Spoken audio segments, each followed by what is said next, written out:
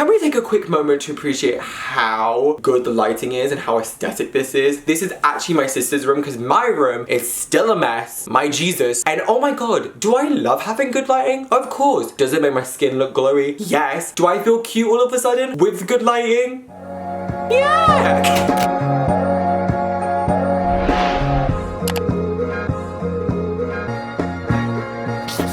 Hello, I'm Styleboy and welcome to my world. I don't know why I said me. Today we are discussing autistic burnout. Now this was actually one of the videos I've been wanting to do for a while, and on the community tab on YouTube I just said which video are you the most excited about, and autistic burnout came up with the most traction, as well as 2 people commenting like, hey, can you do this? So I thought to do it first, especially because even I didn't know about this until recently. I thought it'd be a really good way just to educate people, not only neurotypical people but also autistic people. We're learning about autism as much as everyone else is, so I thought it'd be a good conversation to start up and open. If you have not subscribed, what are you doing? Join the family, join the party, you know? Just join, like the video, hit the bell notifications, you know when I do upload. And without further ado, let's begin. Autistic burnout. I always put it on like a scale, but let me tell you the definition of autistic burnout. This is from spectrumnews.org. They said, autistic burnout is the intense physical, mental, or emotional exhaustion, often accompanied by a loss of skills that some adults with autism experience. Many autistic people say it results mainly from the cumulative effects of having to navigate the world that is designed for neurotypical people. And for me, I always put it within the scale of like 3. So you have meltdown, burnout, shutdown, which are all 3 different things. So I'm gonna mainly just digest into burnout, but the other 2 do play into it and I'll explain how. So with burnout, it's definitely like a longer period of time. Like whether it's like a 2 weeks or 3 months or whatever, like it definitely drags on and it's definitely like a very intense feeling. It's quite hard to deal with also because especially when you're in it, you're kind of confused on how to deal with it, especially if you don't know. Like when you don't know it, you're just like, so how am I gonna work with that? Like how am I gonna do it? Because you just feel honestly like tired. You feel exhausted, you feel drained by literally doing stuff that neurotypical people can do on a daily. And it's so tiring. Some examples of like when people feel this are work, school, generally going to like overwhelming situations, having to just continue and push through versus giving yourself a break. And it is very tough because you do feel burned. Editing stuff. So basically what I was trying to say was, one way that especially I feel like I go through burnout is that the way that I cope with certain situations starts to go down. So for example, like sensory overload, like especially with noise, I can get more quickly overwhelmed by noise and I literally sometimes just want to cover my ears, which is what I used to do when I was a child,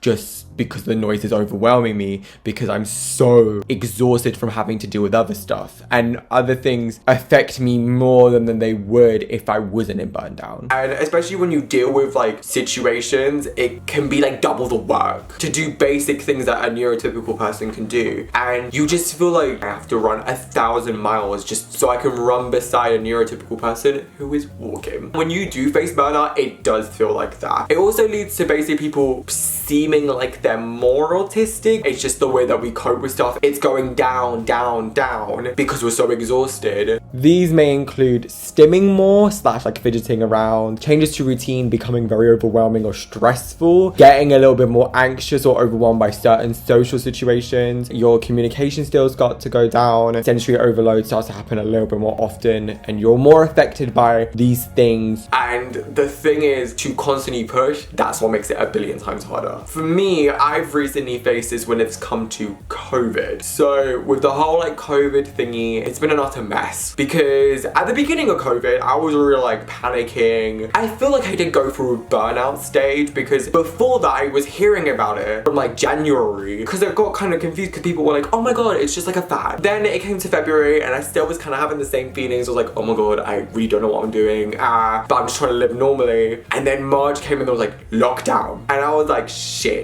I broke down because firstly I didn't want to hear it because I was hearing it everywhere, and I was panicking because I was like, I don't want to catch this, but like I just want things to run smoothly, because even like running with it, I just panicked. So it did lead me to burn out and to feel burnout. I was very scared, and then that just led to me being like like, I don't want to talk about it, which then led to me, if someone was, I was like, please stop. For me, I just got tired of hearing about it, which is why I think I started getting very annoyed, because I was like, just please, can we not talk about it? It already scares me enough with everything going on, and then more talking about it, I was just like, give me space. And because obviously I didn't have that coping mechanism, it was very challenging. And again, even the second half of COVID, which is now trying to get back into integrating into like somewhat of normalcy, the new normal, and like even that, I literally got burned out again because so much stuff built up. So for me, it was like changing again from not going out at all to going out, and I was still like, oh, I'm unsure. Then it was on top of it, my work was like, oh, we might be bringing back some people, which then I panicked because I was like, I ain't ready to go back yet. And even for me, I'm like, I still don't want to go back. Then it was on top of that, then my room changed, which obviously like that's not a bad thing, that should be exciting, but my room started to change, and I was like, I didn't have a room really. I was sleeping in my sister's room. I didn't really have a room to myself when my room did like finally finish painting, and it's now like a mess, and I panicked because of that. And then like the pressure to keep our routine of like trying to go out, like it built, and then it built, and then it built, and then it built, and then like COVID on top of that, and then like it just became a lot at once. And then I could even feel myself getting more tired and getting more exhausted. I was just saying, I was like, I'm so tired. I'm so tired of the way that it feels. It feels like you have to fit into the normal, and you have to fit in what society wants you to be like, and you have to fit into the neurotypical because everyone else is going out and meeting up with their friends. Why can't you go out and meet up with your friends? I'm like, yeah, but I'm this. I'm like, no, but you should, because everyone else is. For me, I was also combating myself, and I just started to become more and more tired. And then I just noticed that the traits of autism started to come out way more frequently. So from what I started to get overwhelmed, literally with my family in the house with noises. I would sometimes go through selective mutism where I just would be quiet because I was like, I just don't want to, either don't want to do a conflict, or I'm like, I really just don't want to speak right now. But I wanted time to myself because I was like, it's the only way I'm gonna deal with this is by having that time to myself. And then I just started getting snappy and like, please, like, can we not talk about it? And every time, well, to me, it felt like every time I was talking about it, no one else would listen to me. And I'm like, no, you don't get it. And now I realize I'm like, I was burning out. I was going through burnout and no one understood, and even I didn't even understand. So I got so exhausted that I just shut down. Last week, I shut down. My body, my mind, everything just went zonk. I felt numb. I felt so exhausted and so tired. I literally went onto a bed and just curled up and just snapped. When anyone would come in and open my eyes, I stayed silent. I literally did nothing. And at that point, it was like my body needed that. My body went through a shutdown because I got so exhausted. I literally just felt so tired and mentally like I was running around in circles and like no one was listening. Well, no one was understanding, but like also I wasn't understanding myself, so of course I would feel that. I just felt brittle, like almost my emotions were glass and it was like slowly cracking, like one bit at a time, and this went boom, like smash on the floor, and that's when I went shut down. Now, burnout doesn't always result to shutting down. That's just one way it can result to. Another way is just like going through like emotions, getting more anxious, constantly down and constantly sad and constantly in the deep of your emotion. You just feel numb. You just feel like sad. You feel upset and again like tired. For example, sometimes it's just with you learning like, hey, I don't like this. I need to get out of this. So that was my example with my foundation year. Because I drag on about my foundation year for like, I'm pretty sure 3 minutes straight. I thought just to narrow it down of why I felt this way. It literally was because I literally didn't feel accepted with my autism, and it literally was like double the pressure. It wasn't the way I expected it. So basically like a humongous change as well. And no one was helping me. I didn't get any support. And there was literally one day where it literally got all on top of me and the teachers were telling me, do this, and I was doing it, not liking it, and then they were blaming it back onto me to the point where I literally went like this. I became numb and I was like, this is my work. I hate it. So that was a lot. And I literally remember crying about it as well, saying like, I want to leave. I want to get out of here, because I stayed there because I thought I needed it for uni degrees so I could get in for fashion. But I remember literally crying, saying like, I don't want to be here anymore. And I literally even said like, I prefer my work and I feel more accepted at my place of work than I do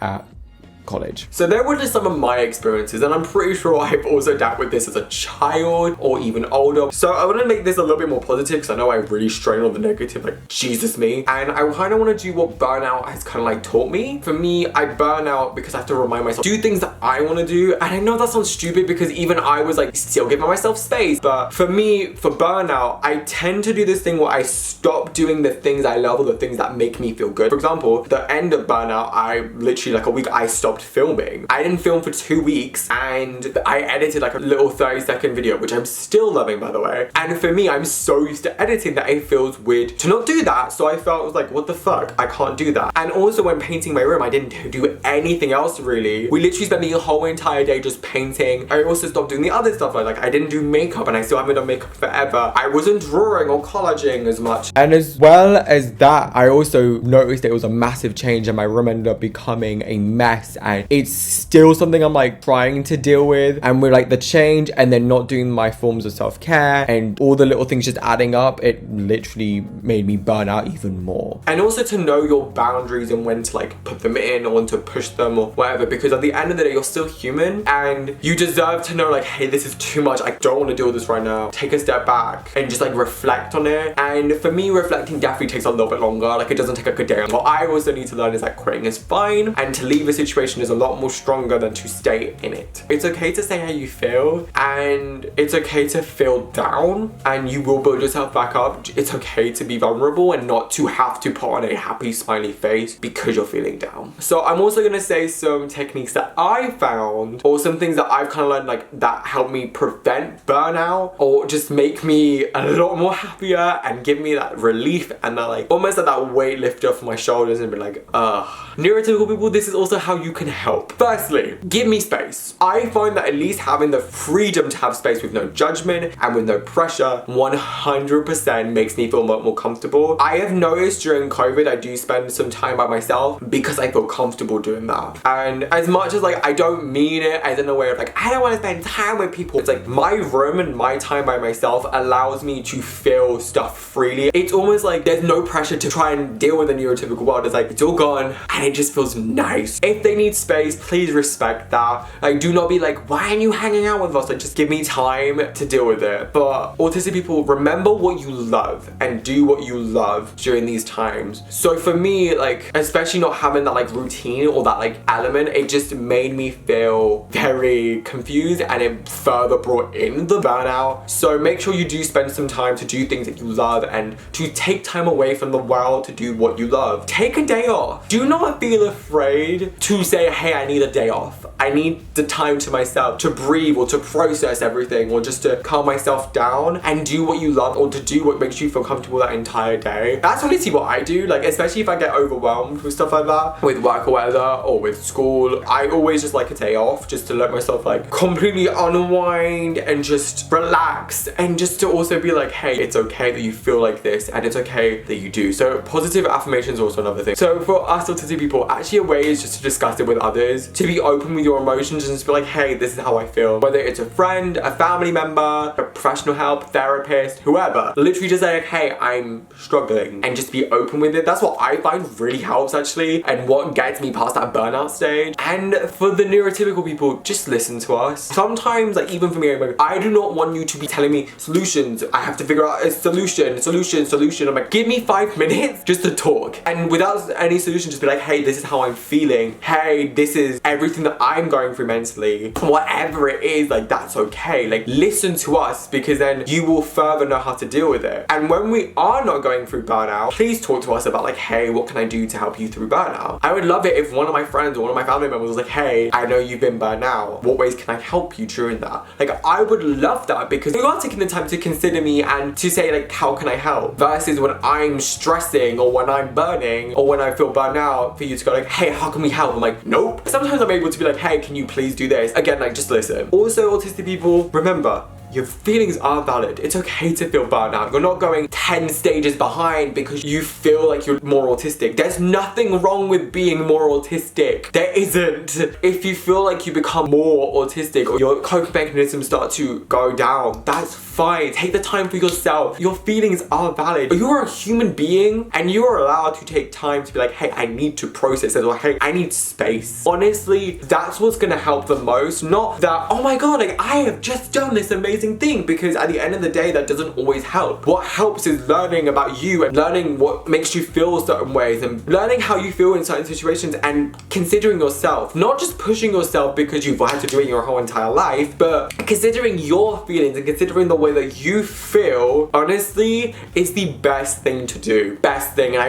really just want to say that, like, it's okay and you are loved, you are valid, and it's okay to feel this way. There's nothing wrong with it. And just know it isn't permanent. Feeling burnout isn't permanent. It may feel like a while, it may feel like 3 months or feel like forever, but you're not gonna feel burnout forever. I'm still recovering from burnout as well, so I'm still trying to pick myself back up. So one step at a time and you'll get there. I hope you did enjoy this. Please comment down below any more autistic videos you want to see. Please like, subscribe, share. You know what to do, and I shall see you guys very, very soon. Cheers, adios, goodbye people, goodbye.